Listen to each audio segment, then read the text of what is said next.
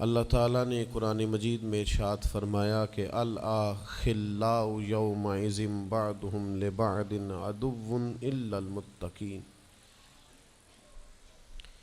فرمایا بڑے گہرے دوست بھی قیامت والے دن دشمن بن جائیں گے سوائے ان کے جو پرہیزگار ہوں گے۔ پرہیزگار لوگوں کی دوستیاں قیامت والے دن بھی قائم رہیں گی، باقی جو گہرے ترین دوست ہوں گے وہ قیامت والے دن دشمن بن جائیں گے۔ الا المتقین، سوائے پرہیزگاروں کے۔ دنیا میں آپ کو کوئی شخص ایسا نہیں ملے گا جس کا کوئی دوست نہ ہو، اور وہ لوگ بھی بڑی کثرت سے ملیں گے جو دوستوں کا شکوہ بہت کرتے ہیں۔ دوستیاں لگانا، دوست بنانا، تعلقات استوار کرنا یہ منع نہیں، شرط یہ ہے کہ دوستی اللہ تعالیٰ کی رضا کے لیے لگائی جائے۔ ہمارے ہاں جتنی تیزی کے ساتھ دوستیاں لگتی ہیں اس سے زیادہ تیزی کے ساتھ دوستیاں ٹوٹ جاتی ہیں۔ اس کی سب سے بنیادی اور اہم وجہ یہ ہوتی ہے کہ ہمارے ہاں دوستیوں کا جو معیار ہوتا ہے وہ دنیاوی لالچ ہوتا ہے۔ ہم اپنے مخصوص مفادات کی خاطر دوستی لگاتے ہیں، اور جب تک ہمارا وہ مفاد پورا ہوتا ہے تب تک تو ہم اس دوستی کو قائم رکھتے ہیں، اور جہاں ہم محسوس کرتے ہیں کہ اب یہ مفاد پورا نہیں ہو رہا وہاں ہم شکوہ، شکایتیں، اعتراضات شروع کر دیتے ہیں، اور اس کا نتیجہ یہ نکلتا ہے کہ بڑی محبت سے شروع ہونے والی دوستی بھی بڑی تیزی سے ٹوٹ جاتی۔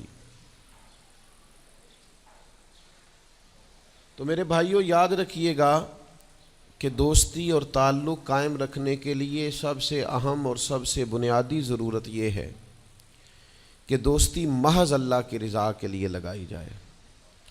اللہ کے پیارے حبیب صلی اللہ تعالیٰ علیہ وسلم بیان فرماتے ہیں، حضور فرماتے ہیں قیامت والے دن اللہ کی بارگاہ سے یہ اعلان ہوگا کہ کہاں ہیں وہ لوگ جو میری رضا کے لیے آپس میں محبت کیا کرتے تھے۔ رب فرمائے گا جب آج میرے عرش کے سائے کے علاوہ کوئی سایہ نہیں ہے تو میں انہیں اپنے عرش کا سایہ عطا کروں گا، کیونکہ وہ میری رضا کے لیے آپس میں دوستی کرتے، میری رضا کے لیے انہوں نے آپس میں محبت کی۔ تو دوستی کا سب سے پہلے تو یہ سٹیٹس بنائیں کہ اس کے اندر محض اللہ کی مرضی، اللہ کی رضا کے لیے ایک دوسرے سے پیار، منفعت نہ ہو اس کے اندر کوئی بھی، دنیاوی لالچ کوئی بھی نہ ہو، ہرس نہ ہو، ہوس نہ ہو، طمع نہ ہو، ذاتی مفادات نہ ہو۔ جب ان سے بالاتر ہو کر لوگ دوستیاں لگاتے ہیں تو وہ دوستیاں قائم رہتی ہیں۔ اللہ کے پیارے محبوب صلی اللہ تعالیٰ علیہ وسلم نے فرمایا قیامت والے دن کچھ لوگ ایسے ہوں گے جن پر انبیاء اور اولیاء رشک کریں گے، ان کے چہرے 14ویں رات کی طرح چمک رہے ہوں گے، انہیں نور کے ممبروں پہ بٹھایا جائے گا۔ یا رسول اللہ اتنی فضیلت ان لوگوں کو حاصل ہے، یہ کون لوگ ہیں؟ تو حضور فرماتے ہیں یہ وہ لوگ تھے جو جس سے بھی دوستی لگاتے تھے، پیار کرتے تھے، محض اللہ کی رضا کے لیے کرتے۔ تو اللہ تعالیٰ صبح قیامت انہیں اعزازات سے نوازے گا، شرف سے نوازے گا، فضیلت سے نوازے گا۔ دوسری بات یہ ہے کہ دوستی کب قائم رہتی ہے؟ دوستی تب قائم رہتی ہے جب ہم دوستوں سے زیادہ امیدیں نہ لگائیں، انسانوں کو انسان ہی سمجھیں، ان سے بہت لمبی اور وسیع امیدیں لگا لینا اور بڑے وسیع مطالبات کرنا اور بڑی لمبی چوڑے تقاضے دوستوں سے کرنا۔ میں اکثر دوستوں کی خدمت میں یہ گزارش کیا کرتا ہوں کہ اپنے دوستوں سے کوئی مطالبہ کر کے انہیں آزمائش میں نہ ڈالو۔ تم نے اپنے ہی دوست کو لا کر پل صراط پہ کھڑا کر دیا ہے، بیچارہ اس طرف جائے کہ اس طرف جائے۔ ان سے کوئی ایسا مطالبہ کرنا جو ان کی پہنچ سے باہر ہو، ان کی حیثیت سے بڑھ کر ہو، ان کی طاقت سے زیادہ ہو تو اس کا مطلب یہ ہے کہ آپ نے اپنی دوستی کو خود آزمائش میں ڈال دیا ہے۔ آپ اتنے لمبے چوڑے تقاضے نہ کریں، آپ محدود سا لوگوں کے ساتھ تعلق بنائیں۔ وہ جی میں اس کے اتنا کام آیا ہوں تو اب اس کو اس سے ڈبل آنا چاہیے، تو آپ نے دوستی کی نہیں، آپ نے تو تجارت کی۔ اگر آپ کی محبت ہوتی تو پھر تو آپ کا انداز اور ہوتا، جب تیرا حکم ملا ترک محبت کر دی، دل مگر اس قدر تڑپا کہ قیامت کر دی۔ تو یاد رکھیے گا کہ آپ حکم جب آ گیا، جب آپ محسوس کریں تو اس وقت پھر آپ اس چیز کو سمجھ جائیں۔ تو دوستیوں کو کبھی بھی آپ کٹہرے میں کھڑا نہ کریں، تعلقات کو کبھی بھی آزمائش کی بھیٹ نہ چڑھائیں۔ اس طرح کا ماحول نہ بنائیں جس میں آزمائش پیدا ہو، جس میں تکلیف بڑھ جائے، جس میں کرب کا احساس سامنے والے کو ستائے۔ کوشش کریں گنجائش رہے ماحول کے اندر، آسانی رہے، وسعت رہے۔ تیسری بات یہ ہے کہ اگر آپ محسوس کرتے ہیں کہ دوستی کو چلانا ہے تو پھر صرف اسی چیز کو نہ یاد رکھیں جو چیز آپ کو آج میسر آ رہی ہے اور آج آپ کو انکار ہو رہا ہے۔ اس سے پہلے جو دوستوں نے بڑی وفائیں کی ہیں وہ بھی تو یاد رکھے نا۔ ہمارا یہ ماحول ہوتا ہے کسی بندے نے 99 دفعہ نیکی کی ہے، ایک دفعہ انکار کیا ہے، تو ہمیں ایک دفعہ کا انکار تو یاد رہتا ہے لیکن 99 نیکیاں یاد نہیں رہتی۔ یہ بہت بڑی زیادتی ہے۔ آپ کو اگر اتنی لمبی چوڑی اس کی نیکیاں فراموش کرنے میں 1 منٹ نہیں لگا تو پھر آپ نے دوستی کس مقصد کے لیے لگائی تھی؟ آپ اس کو سمجھیں، اس کو آپ محسوس کریں۔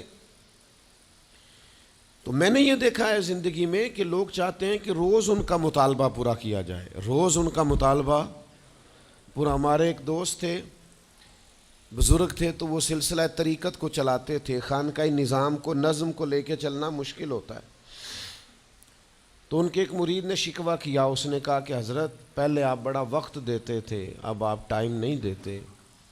تو فرمانے لگے پہلے میرے بچے 1-2 تھے، اب درجنوں میں ہو گئے، اب وقت بٹ کے ملے گا نا۔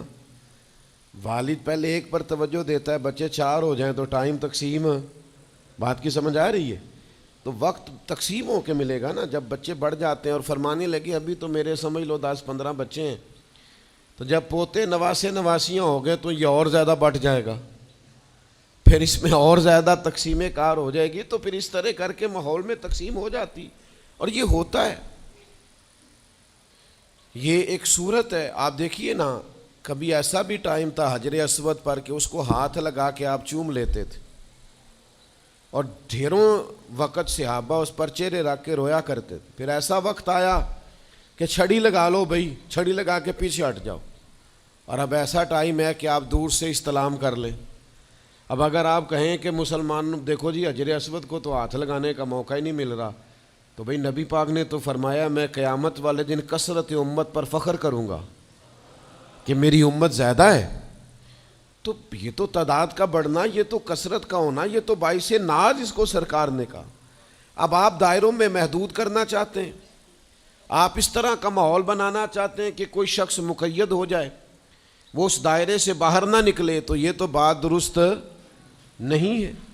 تو کوشش کرنے کا مقام یہ ہے کہ آپ دوسروں کے لیے بھی گنجائش پیدا کریں، دوسروں کے لیے بھی آسانی کرنے کی کوشش کریں، پھر تعلق برقرار۔ اور پھر آپ پچھلی نیکیاں بھی تھوڑی یاد رکھیں کہ اس سے پہلے اس نے بڑی نیکی کی، بڑی محبت کی، تو پچھلی نیکیاں بھی دوستوں کی یاد رکھیں۔ صحیح بخاری سے ایک حوالہ عرض کرتا ہوں، نبی پاک صلی اللہ تعالیٰ علیہ وسلم کا نا ایک راز لیک ہو گیا۔ حضور مکہ مکرمہ پر حملہ کرنا چاہتے تھے، تو ایک خط لکھ کے دیا گیا ایک عورت کو کہ جا کے پہلے سے آگاہ کر دو مکے والوں کو کہ تم پر حملہ ہونے والا ہے۔ اس عورت نے وہ خط اپنے بالوں میں چھپایا اور وہ نکل گئی۔ اللہ تعالیٰ نے محبوب پاک کو اطلاع دی، حضور علیہ الصلاۃ والسلام نے حضرت مولا علی کو 2 صحابہ کے ساتھ بھیجا، فرمایا مقام خاک پر تمہیں ایک بی بی ملے گی، اس کے پاس سے خط ہے جو کفار کی طرف جا رہا ہے، اسے گرفتار کرو، وہ خط لے لو اور واپس آ جاؤ۔ حضرت مولا علی شیر خدا رضی اللہ تعالیٰ عنہ وہاں پہنچ گئے، اس خاتون کو گرفتار کر لیا، اس کو کہا وہ خط دے، وہ کہنے لگی میرے پاس تو نہیں ہے، کوئی خط نہیں۔ تو حضرت علی فرمانے لگے چونکہ میرے نبی نے کہا ہے تو خط تیرے پاس ہی ہے۔ ساڈے نبی دی زبان ساڈے واسطے قرآن، وہ زبان جس کو سب کن کی کنجی کہیں، اس کی نافذ حکومت پہ لاکھوں خط تیرے پاس ہے۔ آپ نے تلوار نکال لی، فرمایا نکالتی ہے کہ نہیں؟ اس نے بال کھولے، خط نکال دیا۔ وہ خط جب کھولا تو خط لکھا تھا حضرت حاتم بن نبی بلتا رضی اللہ تعالیٰ عنہ، بدری صحابی ہیں۔ وہ خط لے کے آ گئے، نبی پاک کی بارگاہ میں پیش کیا۔ حضور نے خط کھولا، حضرت عمر کہنے لگے مجھے اجازت دے میں اس کی گردن کاٹوں، اس نے ہمارا راز فاش کیا ہے۔ کتنی بڑی بات ہے۔ قرآن مجید کی سورہ ممتحنہ اس وقت نازل ہوئی تھی جب یہ واقعہ ہوا تھا۔ اللہ کے حبیب علیہ السلام نے فرمایا عمر ٹھہر جا، اتنی جلدی نہ کر، اس بندے کی وفات تو دیکھ، یہ بدر میں بھی تلوار لے کے ہمارے ساتھ گیا تھا، بدری صحابی ہے۔ اس کی وہ بات یاد رکھ کہ بدر کے مقام پر جب کہ بڑا مشکل تھا کافروں کے سامنے کھڑا ہونا، ان کی 1000 تعداد تھی اور مسلمان بڑی عددی طور پر اس کثرت کا شکار نہیں تھے، صرف 313 تھے۔ اس موقع پر ان کے ساتھ کھڑا ہونا کوئی آسان نہیں تھا، لیکن یہ پھر بھی ہمارے ساتھ گئے تھے۔ تو حضرت عمر رضی اللہ تعالیٰ عنہ جب چپ کر گئے تو اللہ نے قرآن نازل کیا، کہا اے ایمان والو یہودیوں اور عیسائیوں کو اپنا دوست نہ بتاؤ۔ تو حضور فرمانے لگے دیکھ لو عمر، اللہ نے اسے مومن کہہ کے پکارا ہے، اللہ نے بھی اسے۔ اب نبی کریم نے فرمایا بتاؤ یہ تم نے کیا کیا؟ تو عرض کی یا رسول اللہ صلی اللہ علیہ وسلم آپ میرا ظاہر باطن جانتے ہیں، جتنے بھی یہاں سے لوگ ہجرت کر کے مکے سے آئے ہیں نا، ان کا کوئی نہ کوئی رشتہ دار مکے میں ہے جو ان کے رشتہ داروں کا، بال بچوں کا، گھر والوں کا دھیان رکھتا، میرا وہاں کوئی بھی نہیں۔ اور مجھے پتا تھا آپ نے حملے کا ارادہ کر لیا ہے تو انشاءاللہ کامیابی اللہ نے مسلمانوں کو ہی دینی ہے، وہ کر کچھ نہیں سکتے۔ میں ان پر ایک احسان کرنا چاہتا تھا تاکہ وہ میرے بچوں کا اور میرے پیچھے گھر والوں کا تھوڑا خیال رکھیں، اتنی سی میری خواہش تھی۔ میرے نبی کریم نے ان کا عذر قبول کر لیا، فرمایا ٹھیک ہے آپ جو کہہ رہے ہیں بات ایسے ہی ہے، آپ کو اسلام کو نقصان نہیں پہنچانا چاہتے، آپ یہ چاہتے تھے کہ کوئی ایک نیکی ان پہ کر دی جائے تاکہ وہ آپ کے، تو اتنی بڑی بظاہر بات تھی لیکن حضور نے قبول کر لی۔ معنی کیا ہے کہ دوستوں کی پچھلی نیکیاں بھی یاد رکھنی چاہیے، ان کی پچھلی بھی خوبیوں اور پچھلے بھی معاملات کو تھوڑا یاد رکھنا چاہیے۔ ہم کیا کرتے ہیں؟ ہم کہتے ہیں جی اب وہ یہ نہیں کر رہا، بھئی تب کر رہا تھا نا، تو تب کی یاد کر لو، تب کی یاد رکھ لو، اس وقت کی آپ خیال کر لیں۔ ہم کیا کرتے ہیں؟ ہم 99 دفعہ کسی نے نیکی کی ہے تو ہم کہتے ہیں 100/100 چاہیے، آج بھی یہ کرے گا تو پھر تو قابل قبول ہے۔ تو اس سے کیا ہوتا ہے؟ اس سے تکلف پیدا ہوتا ہے، ایک آدمی روز کیسے نیکی کر سکتا ہے؟ چوتھی بات یہ ہے اگر ہم چاہتے ہیں دوستیاں نبھیں تو اسلام کا ایک حسن ہے کہ اسلام دین اعتدال ہے۔ اسلام کہتا ہے چلو ہی ذرا معتدل ہو کے، پہلے ہی ذرا تھوڑا سا احتیاط سے چلو۔ ہم جب کسی بندے کے اوپر فدا ہوتے ہیں تو پھر پورے ہی فدا ہوتے ہیں، پھر تو جناب یہ بھی تیرا ہے، یہ بھی تیرا ہے، یہ بھی تیرا ہے، اور پھر جب بعد میں لڑائی ہوتی ہے تو چائے کی پیالیوں کا بھی حساب کرتے ہیں کہ وہ جو وہاں جاتے ہوئے چائے پی تھی نا اس کے پیسے بھی میں نے دیے تھے، لہذا وہ بھی میرے بنتے ہیں، واپس کر۔ کورے ورک کتاب نہیں ہوندے، پتھر دل گلاب نہیں ہوندے، اور سجنا پہلوں ہی سوچ کے لائیں پھر یاراں نال حساب نہیں ہوندے۔ آپ سوچ سمجھ کے دوستی لگائیں، تعلقات کو سوچ سمجھ کے لے کے آگے چلیں۔ نبی پاک صلی اللہ علیہ وسلم نے فرمایا وقفے سے ملا کرو محبت بڑھتی ہے، تھوڑا نا وقفے سے ملا کرو، اس سے محبت بڑھے گی۔ یہ جو بہت وارفتگی ہے نا، بہت وارفتگی ہے، بہت جوش ہے، تو اس کا نتیجہ یہ نکلتا ہے کہ جتنی زور سے گیند دیوار سے لگتی ہے پھر اتنی زور سے ہی گیند واپس آتی ہے، اس کے نتائج ٹھیک نہیں نکلتے۔ تو عرض یہ کرنا چاہتا ہوں کہ اعتدال میں رہیں، معتدل رہیں، آپ اس حد سے تجاوز ہی نہ کریں۔ میرے پاس یہاں ایک دوست آئے تو مجھے کہنے لگے جی میرا دوست بڑا اچھا تھا، بڑا نائس تھا، بڑا بہترین تھا، بڑا پیارا تھا، میرے ایک دوسرے دوست نے اسے خراب کر دیا۔ تو میں نے کہا وہ دوسرا دوست میں سمجھا نہیں. کہنے لگے یہ میرا پرانا دوست تھا جس نے اسے خراب کیا, اور جسے کیا وہ نیا تھا 2-4 سال. اس کی میں نے دوستی لگائی تھی, اب وہ دونوں ڈائریکٹ ہو گئے اور مجھے انہوں نے بیچ میں سے نکال دیا ہے. تو میں نے کہا یہ تو اکثر ہوتا ہے, پہلی دفعہ تو نہیں ہوا, اس طرح تو ڈھیر دفعہ ہوتا ہے. کہنے لگے میں کروں کیا, میں نے بڑا شور کیا ہے, ان کو اپنے احسان بھی یاد کرائیں پر وہ مانتے نہیں. میں نے کہا اب حل ہے نا, تھوڑا چپ کر جا کچھ عرصے کے لیے, تھوڑی خاموشی اختیار کر.